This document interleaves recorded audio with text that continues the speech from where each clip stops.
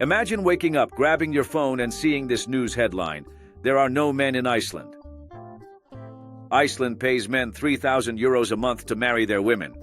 My friend, it certainly sounds like a joke, doesn't it? But this story went viral worldwide. And the craziest detail? The country is so tiny, they even developed an official app just so you don't end up dating your own cousin. It sounds like something out of a comedy, but it's true. But before you rush off to buy the blonde tour package and start yelling, "I'm coming, my little blondies," to darken the family line, hold your horses, white chocolate, because that's not exactly how the story goes. And that is precisely what I am about to demonstrate to you. And finally, I'll share how I actually managed to strike up a conversation with a beautiful blonde right here. This is the meme that actually went viral. My friend, you've probably heard this tale circulating around. There aren't any men in Iceland. The women are in absolute despair, and the government is actually importing men for them to marry. Indeed, it sounds just like a science fiction movie, but it went viral across the globe as if it were a factual account. It all began with a photo that went viral on Facebook and Twitter. Several blonde women, light eyes, all smiling, supposedly asking for husbands. This image was shared millions of times, primarily within Latin American nations, yet it also resonated strongly across the United States, Europe, and even the Middle East. One small detail: the photo was AI generated, but of course that barely mattered. Humans have this habit of believing anything that combines two magic words: beautiful women and desperation for love, which is the perfect formula for going viral. All of a sudden, online forums were bustling with discussions among men, contemplating whether to purchase a plane ticket to Reykjavik, as if Iceland had transformed into a bargain supermarket for wives. And let's be frank, if this were genuinely the case, you'd already see billboards worldwide proclaiming blonde tour exclusively in Iceland, and planes would be overflowing with unmarried individuals clutching bouquets.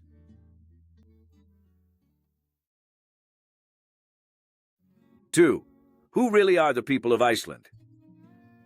Okay, let's step away from the meme for a bit and look at reality. Who are the Icelanders, after all?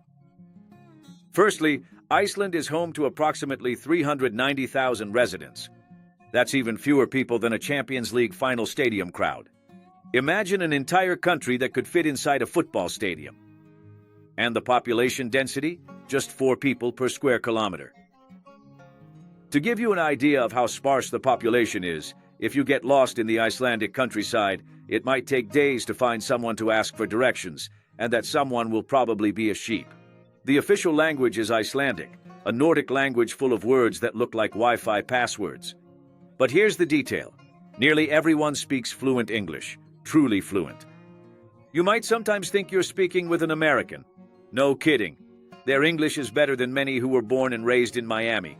Prepare yourself for this. The per capita income is around $80,000 a year, one of the highest in the world.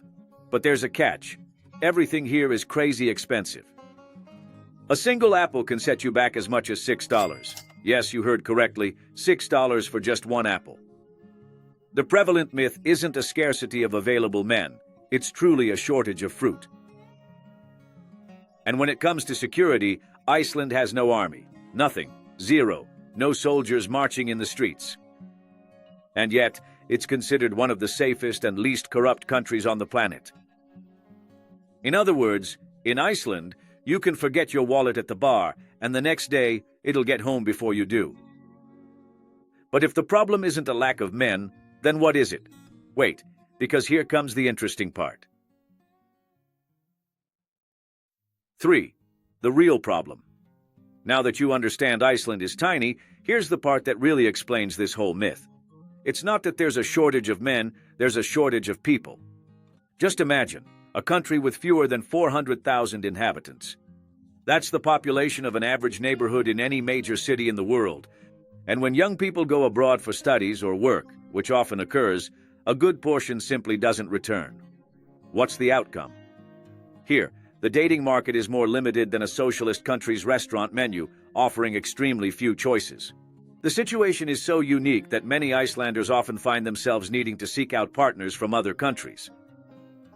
It's not that they're desperate, It's simply that the odds of discovering your ideal partner on an island this small are almost exactly the same as finding your soulmate right in your own local neighborhood. And let's face it, when you live in a place where everyone already knows each other, your options quickly start to disappear. It's like using a dating app in a tiny town. Within just 5 minutes, you've already matched with your former high school teacher, your friend's ex, and if you continue to swipe just a bit more, your sister and even your aunt could appear.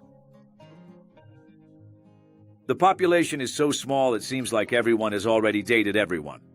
Everyone has already dated everyone else, almost as if it's a big family reunion.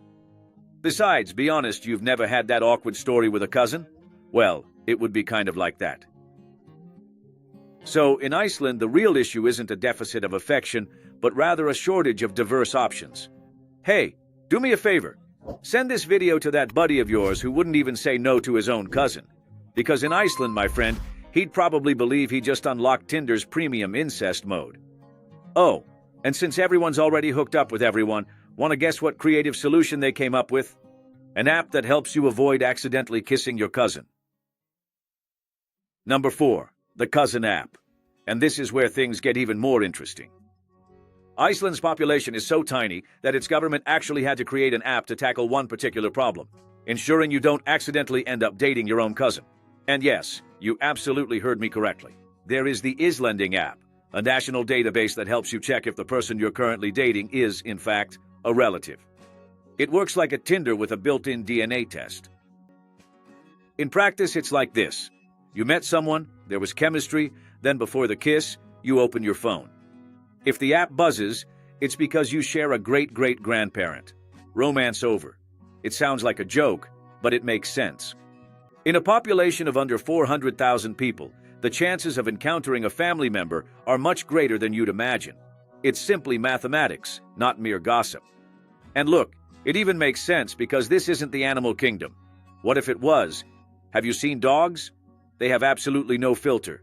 It's mom, sister, aunt, everyone's hooking up. And the worst part is, they stay stuck in the middle of the street. And here's the irony of it.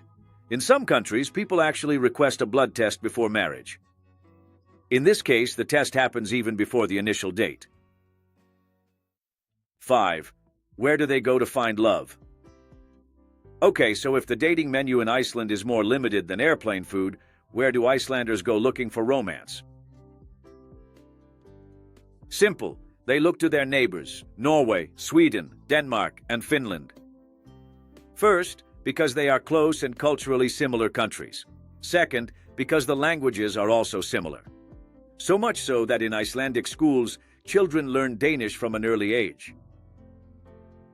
Imagine, while you were struggling to memorize the multiplication table, the Icelander was already studying another language to make sure they wouldn't kiss their cousin. Besides, there's a lot of exchange between them. It's quite common for Icelandic teenagers to pursue studies in Denmark or Norway, fostering friendships and, of course, romantic connections. In other words, when it's time to look for someone off the island, they already have contacts and don't start from scratch.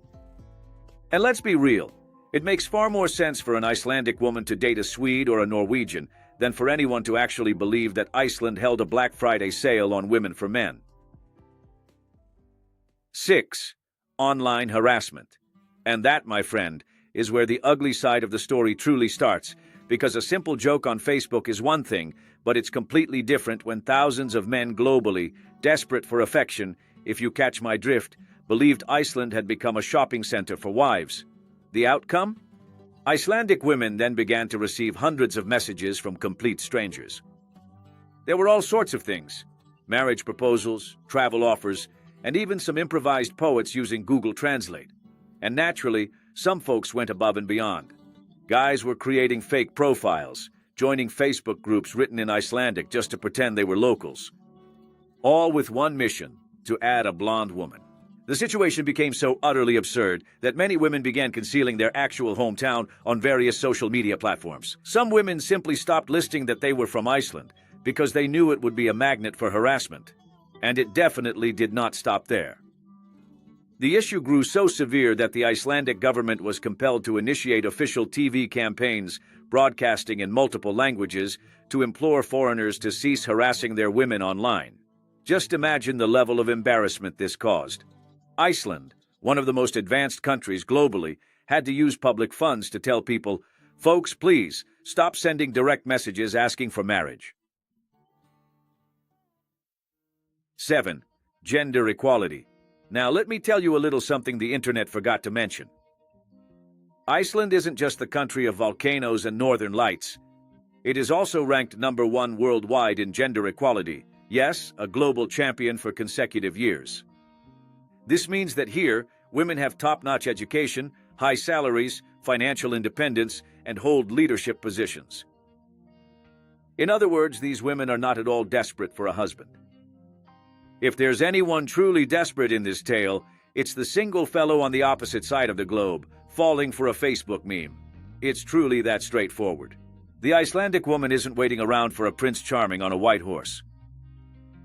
At most, she's probably just waiting for the next affordable flight to London or for the next board meeting at the company where she holds a director position.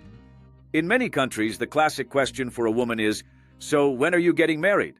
But here it's, "So when are you launching your startup?" Notice that? The more independent the woman is, the less she cares about getting married or having kids. I don't know if you've heard this phrase before. They're easy because they are poor. It's cruel, but it makes sense within that logic because ultimately it is not about being easy or difficult, but about having options. When a woman has money, she chooses. When she doesn't, she often ends up just accepting. 8. Fake photos and scams. And here is the icing on the cake, those well-known fake photos. Icelandic women are attractive, no one disputes it.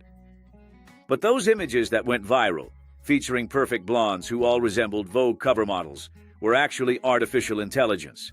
The funniest, or perhaps saddest part, depending on your perspective, is that many people actually believed it. Even worse, some still hold on to that belief today, and that's precisely when the scams began.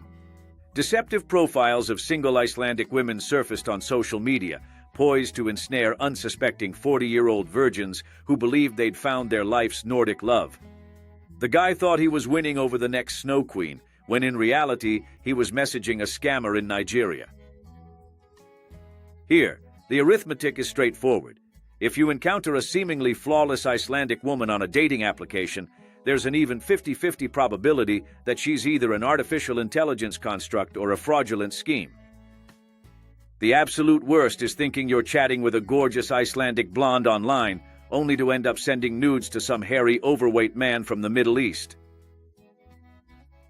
How dumb! 9. Facts and myths. Time for the truth. No filters, Photoshop, or AI. Let us differentiate between fact and pure internet fiction. Truth. Iceland has a tiny population. Result? Yes, there are single people because everyone already knows everyone. Myth. Government pays men to populate the island. If that were real, the immigration line would be longer than the one for a US visa. Truth. There's an actual app available to see if you and your crush aren't related. Myth. Icelandic women are on social media begging for foreign husbands. That was made-up information, along with AI-generated images. Truth. The women here are beautiful, educated, and independent. Myth. They would be desperate to marry just any man who comes along. The reality is, many don't even want to get married, and if they do, they don't need any government's help for that. It's like believing every American is a cowboy just because you watched a Western film, or that every French woman wakes up with a baguette in her hand. It's a cheap stereotype, but the internet simply loves it. 10. Is it possible to meet an Icelandic woman? After all this confusion, let's get to the important part. Is it actually possible to meet an Icelandic woman? The answer is simple. Yes, absolutely. But not in the manner the internet depicted, with liquidation announcements on Facebook or a blonde tour package on sale. The secret remains the same globally. Be present, truly socialize, get out of your home, and engage in face-to-face conversations. And in that sense, Icelanders are actually much more approachable than many people think. They might seem reserved at first, but once they open up their circle, they are friendly, welcoming, and even curious about foreigners. Now, you can forget the notion that simply sending "Hey, beautiful" on Instagram will instantly land you a Nordic girlfriend. That is only going to get you branded as an internet weirdo. If you truly wish to meet someone here, you'll need to catch a flight, endure the cold that freezes your balls, and perhaps even strike up a conversation while having a beer in a Reykjavik bar. Bro, if even I, walking around with the standard free skin of the game of life, managed to chat up a super hot Icelandic woman, you can too. I didn't use Tinder or AI. I simply needed courage, a jacket that seemed like a cold resistance hack, and naturally cash in my wallet, because everything here costs 3 times more than it does back home. So, I'm curious. Would you brave the cold and insane prices to actually try your luck with a real Icelandic woman? Or would you rather just keep believing in that Facebook blonde tour myth? Ultimately, the issue here isn't a shortage of men, but rather a general scarcity of people. It's a population matter. But if the main point is to increase the population, well, then we could always go and add a little color to someone's family line, couldn't we? And if you made it this far, comment below, Iceland, so I know you stayed until the end. And be sure to click on the video that's popping up on your screen, because it's just as amazing as this one. Thanks everyone, and see you next time.